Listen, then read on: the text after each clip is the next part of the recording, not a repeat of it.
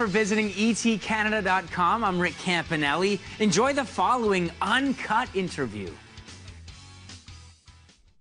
You're a big deal. You're a really big deal. You've got a star on Canada's Walk of Fame. I've got a star on Canada's Walk of Fame. What's that like? I know it's only been a couple of minutes. But how does that feel? What does it like? Well, right now I think it's I feel I'm shaking. Yeah. Because you really embrace the impact of and the wonderfulness of what it is to be honored by your fellow Canadians, and what that means, and just the clip to actually see your career and your body of work. And what was that like to watch? No, I don't. It was really strange because some of the stuff I thought, oh, that's from Montreal. Oh, that's from a long time ago, and that was really, really interesting because it's a flash of your life. Sure. And to have your friends and people who you worked with it, presently and in the past, speak so wonderfully and lovingly of you. And these are people who really know me. I wish I could come up with a clear adjective other than... I think it's written all over your face. Yeah. It is. Yeah. Yeah. Also, it must be really special being able to have both of your parents right there in the audience, watching their little girl go up in front of Canada and really the world and receive this huge award. Yes. I should ask them how they feel about it. Because, my parents immigrated here in the late 60s, and I don't know if they could have ever expected it, what it feels like for your girl to come, and also all the sacrifices that they made to make our family here. You know what I mean? I would like to ask them that, because I'm sure that they're proud, and I'm happy that they're proud. I want them to be, because they gave up a lot for us to be here. So when you started out, I know you gave up a journalism. Oh, what happened? I didn't give there? anything up. You didn't, because I didn't even get that far. Oh, you didn't? No. Okay. No. I thought you were going to Carleton. Or I applied to Carleton. I applied to U of T and for international relations, or journalism, all that stuff. But my heart was never in it. No, was it always acting? Always acting. From the beginning. From the very beginning. What's one of the first memories you have of saying, "Wow, I love that"? Was it a movie? Was it a person? It's very clear to me. I think I was probably around 8 years old. It was a production of Annie that came to the National Arts Center in Ottawa. Yeah. And I remember we obviously had nosebleed seats, because my memory of it are the girls it's from very far, from up and from very far away. And what happened was that I watched Annie and I watched this musical, and it was so clear to me, those girls are like me. They're young like me. They're singing and dancing. I have to do that. That's what I have to do. Awesome. And then I started acting when I was about 10. Is there anybody that stood in your way, or at any time did you stand in your own way of getting this dream? That's a huge question. I'm a huge girl. Okay. So I'll try and answer your hugeness with honest little bits of huge. Yeah.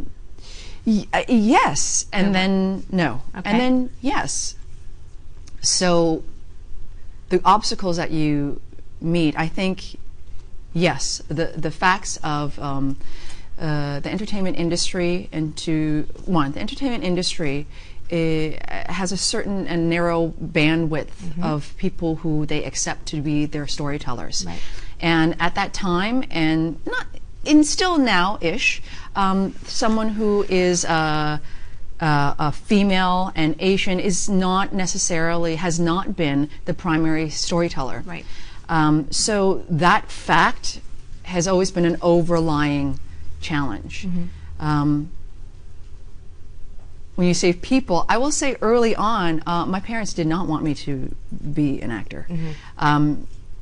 But this comes to how it's not a problem. because my parents really love me. I'm really like, I have great parents. So to overcome them as an obstacle, yeah.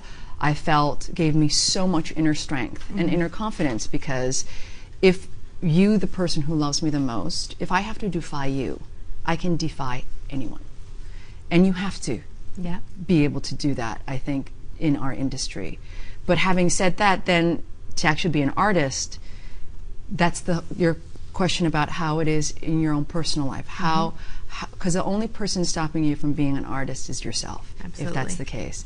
And that's something that I am constantly, in a much deeper way in my career now, striving to come in contact with. When was one of the first moments that you said, wow, I've got it, I'm on that track? Because there's, for a long time, people struggle in this business. And then something hits and they go, all right, I can take a breath. I think things are going to happen for me. Because you're talking about a certain sense of security. I guess. Well, artists aren't secure a lot of the time, or maybe I'm talking about a certain sense of security. Okay.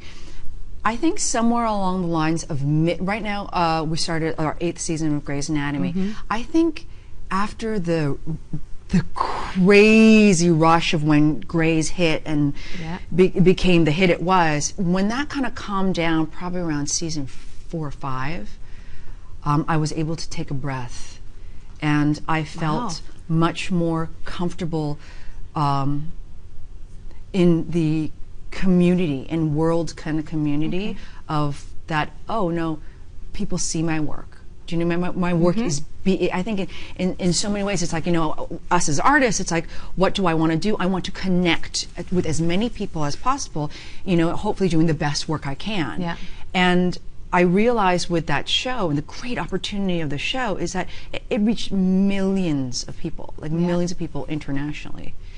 And actually, I helped host some of the our Olympics, in Vancouver, and when I was basically greeting all the countries, all the athletes in the village, and everyone from all over the world knew who I was.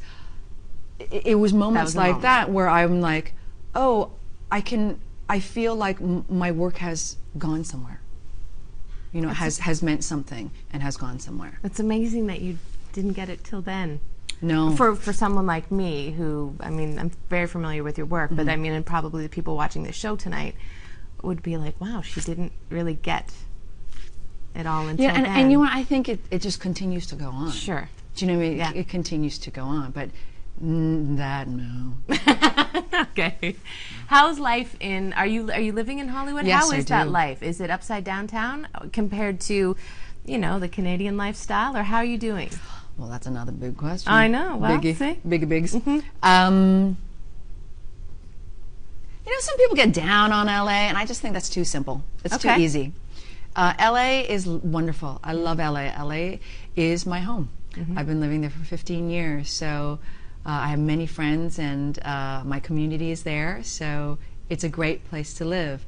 Now, having said that, it's also very different. It's a lot of pressure sometimes. There's a lot of pressure, and the kind of stresses and difficulties are not the same types of difficulties, let's say, that we encounter here. Sure. I mean, Canadians are way cooler.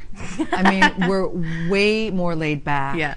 And the type in the striving for success of a certain type of success is just not the same. It's just different. Yeah. So either that's a great thing for you, or it can be an intimidating or oppressive thing. Right. So But I think, and this is also California, because I really love California, the state of California. Right. There are a lot of seekers out there. Yeah. People go to seek things, whether it starts, or it can be like, I want to be an actor, I want to be a writer or director, but I want to make movies. It's so tough to do it that if you're going to stay, either you're going to disappear or become a completely fake piece of plastic, or you're going to go deeper. And I've appreciated LA, and I've appreciated California because there are a lot of really cool people there.